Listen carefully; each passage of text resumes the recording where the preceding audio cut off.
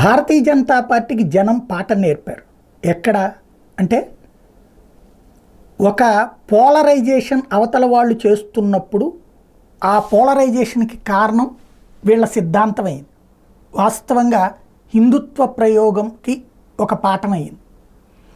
హిందుత్వ అన్నటువంటి సిద్ధాంతాన్ని భారతీయ జనతా పార్టీ 2014లో పక్కన పెట్టి అభివృద్ధి ఎజెండాతో వెళ్ళింది.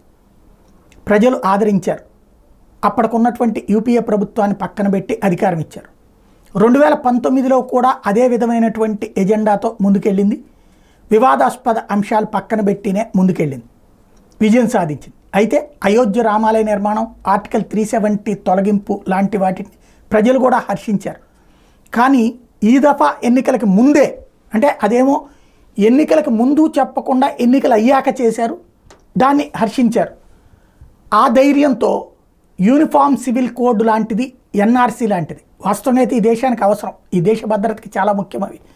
ఎందుకంటే అందరికీ ఒకటే చట్టం అన్నటువంటిది, అది హిందువులు అంగీకరించట్లేదు. హిందువులు ప్రాంతీయ పార్టీల వారీగా, కులాల వారీగా విడిపోయి ఉన్నారు. ముస్లింలు మాత్రం అందులో వర్గాలున్నా సరే యునైట్ అయ్యి దెబ్బ కొట్టారు. పాఠం ఏంటయ్యా అంటే హిందూ పోలరైజేషన్ జరగట్లేదు, ముస్లిం పోలరైజేషన్ మాత్రం జరిగింది. తమకు అన్యాయం జరిగిపోతుందన్నటువంటిది ముస్లిముల్లో ఒక భయం క్రియేట్ చేయగలిగింది కాంగ్రెస్ పార్టీ. వాళ్ళలో ఆ ఫీలింగ్ కూడా వచ్చింది. యూనిఫామ్ సివిల్ కోడ్ లాంటిది వాళ్ళకి సొంతగా ఉన్నటువంటి వాళ్ళ మత పెద్దల చేతుల్లో ఉన్నటువంటి చట్టాలు పోతాయి అన్నటువంటి కసితో వచ్చింది. అది ఇప్పుడు భారతీయ జనతా పార్టీకి పెద్ద సమస్య అయింది. రెండవది, భారతీయ జనతా పార్టీగా 2014లో గెలిపించారు, నరేంద్ర మోడీని ముందు పెట్టారు. 2019లో కూడా భారతీయ జనతా పార్టీ. ఇప్పుడు మోడీ అన్నటువంటి పాయింటే వెళ్ళింది.